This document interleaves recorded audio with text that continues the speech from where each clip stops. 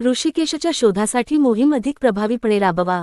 आमदार अमोल खताळ यांच्या प्रशासनाला सूचना. संगमनेर प्रतिनिधी. शहरातील गंगामाई घाट परिसरात प्रवरा नदीच्या पाण्याच्या प्रवाहात वाहून गेलेल्या 25 वर्षीय ऋषिकेश नवनाथ गडाखे याचा तब्बल 24 तास उलटल्यानंतरही अद्याप शोध लागलेला नाही. दरम्यान आमदार अमोल खताळ यांनी घटनास्थळी भेट देऊन सुरू असलेल्या शोधमोहिमेची प्रत्यक्ष पाहणी केली. यावेळी तहसीलदार धीरज मांजरे व संबंधित अधिकाऱ्यांकडून त्यांनी शोधकार्याचा सविस्तर आढावा घेतला. उपलब्ध असलेल्या सर्व यंत्रणांचा प्रभावी वापर करून शोधमोहीम अधिक जलद, सतर्क आणि परिणामकारकपणे राबविण्याच्या सूचना त्यांनी प्रशासनाला दिल्या. प्रशासनाकडून बचाव पथक, स्थानिक यंत्रणा तसेच प्रशिक्षित शोध पथकांच्या मदतीने नदीपात्रात कसून शोध घेतला जात आहे. याशिवाय ड्रोनच्या सहाय्याने नदी परिसराची पाहणी करून संभाव्य ठिकाणांचा शोध घेण्याचे कामही सुरू आहे. मात्र शुक्रवारी प्रवरा नदीच्या पाण्याच्या प्रवाहात वाढ झाल्याने शोधकार्य अधिकच आव्हानात्मक बनले. दिवसभर अथक प्रयत्न करूनही ऋषिकेशचा शोध लागला नसल्याने कुटुंबियांची चिंता आणखी वाढली आहे. प्रशासनाने शोधमोहीम अखंड सुरू ठेवली असून परिस्थितीनुसार आवश्यक ती सर्व मदत उपलब्ध करून दिली जात आहे. नदीपात्रातील पाण्याचा वेग आणि वाढलेली पातळी लक्षात घेऊन बचाव पथकाकडून अत्यंत दक्षतेने शोधकार्य सुरू आहे. ऋषिकेश गडाखे याचा प्रवरा नदीपात्रात शोध घेण्याचे काम युद्धपातळीवर सुरू आहे. गरज भासल्यास बाहेरील विशेष शोध पथकाला पाचारण करून त्यांच्या माध्यमातूनही शोधमोहीम राबविण्यात येईल. गडाख कुटुंबियांनी धीर सोडू नये. शासन व प्रशासन त्यांच्या पाठीशी खंबीरपणे उभे आहे.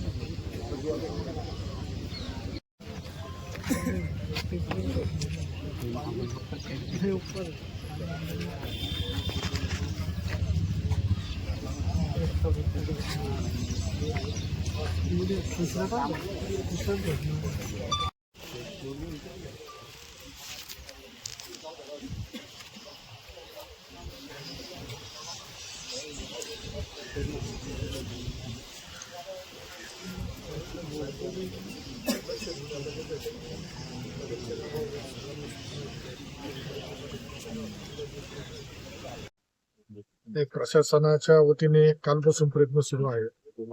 काल स्वतः मी सुद्धा तहसीलदार साहेबांनी सूचना दिल्यानंतर माहिती घेत होतो. परंतु पाण्याचा प्रवाह वाढत चाललाय. आज सुद्धा पाणी वाढलेलं आहे. त्यामुळं थोड्या काही शोध मोहिमेत अडचणी येतात. आमचे सहकारी सुरेश मुळे असेल, बाकीचे इतर जे होणारे होते त्यांनी सुद्धा भरपूर प्रयत्न केलाय.